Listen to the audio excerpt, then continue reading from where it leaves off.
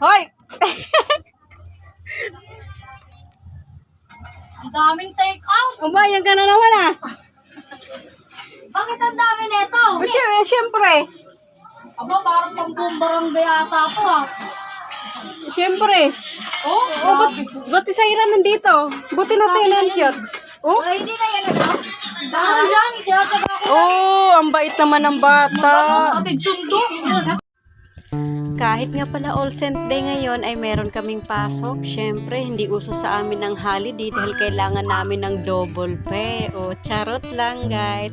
Napakaganda talaga magbiyahe ngayon dahil tingnan mo na yung naman yung kalsada. Napakaluwag talaga at talagang walang traffic. Tuloy-tuloy lang talaga. Kaya lang, ang problema, nag-aantay naman ang pasahero dahil wala namang pasahero. Kaya ang luwang ng kalsada. O, di ba? So, ako nga ay papasok at eto nga, andito na nga ako. Piplex ko lang pala yung suma na nasa likod ko, charot.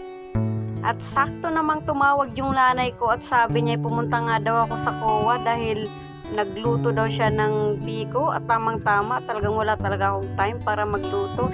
Imbis na bumili, kaya isipan ko na lang dumaan dito at eto nga, andito ako ngayon. O diba, meron silang biko at meron pang kaldereta. At syempre, pag talaga ako napunta dito at talaga naman, kahit hindi mo ako alokin, ako'y kakain talaga o ako'y kakain na muna para ako'y hindi na magtahahapunan sa bahay at para yung mga bata na lang ang aking pakakainin. At syempre, hindi ko kakalimutan ang aking daladala na biko at saka yung pansit at luto yan ng aking nanay. Dabis talaga pag ang nanay magluto. Ewan ko lang yung mga anak ko kung na the best din ba ako pag ako ang nagluto. Wala kasi talaga akong time magluto guys. O sadya talagang tamad din siguro ako magluto kasi syempre pagod na rin ako sa trabaho.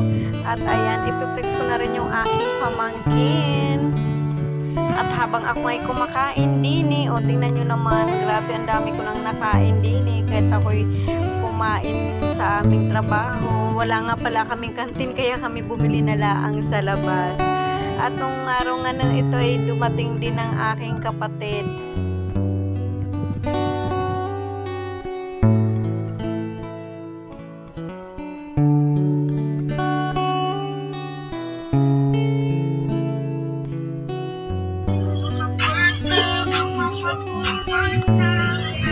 Hi! Ang bang sexy nito! Naka-makeup pa! Aba, ito pala yung binili mo, Day.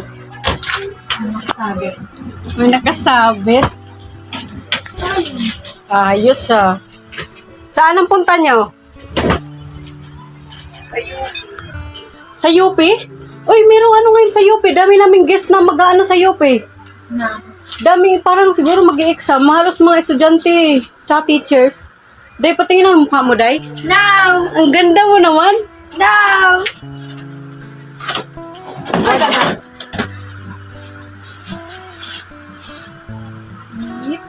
Kulasa din naka-makeup din Saan mo binili to? Okay. Hoy! Ang daming take out. Umayan ka na naman ah. Bakit ang dami nito? Siyempre. Aba, parang pang buong barangay ata po ah. Siyempre. Oh, Ba't si Saira nandito? Buti na sa'yo ng cute. Oh? ay, hindi na yan ano? Dahil yan, tinataga ko. Oh, ang bait naman ng bata. Atid sundo. Oh, may Kaya sunog. nga, gusto namin ka ano. Diba, dito yung dito, may parang nakin na libig. Yung mo yan. Hindi nagpapaalam sa akin, nalalaman ko na lang. Mama, sexy naman. Oh, kahit anong diet ko, hindi ako nagiging ganyan ka-sexy. Hoy, si Shinami. Ayun lang mo eh. Ayun. Ha? Tumama na si Dami! Saan sila pupunta? Ayuyo? Oo, galing ng katawan.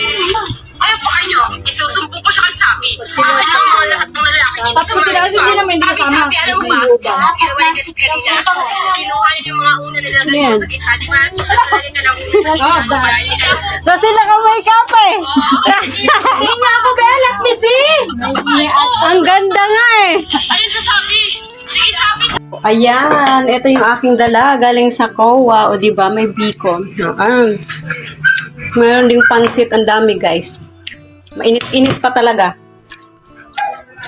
Yan, buti dumaan ako doon. Kasi nahirapan ako kahapon maghanap ng aking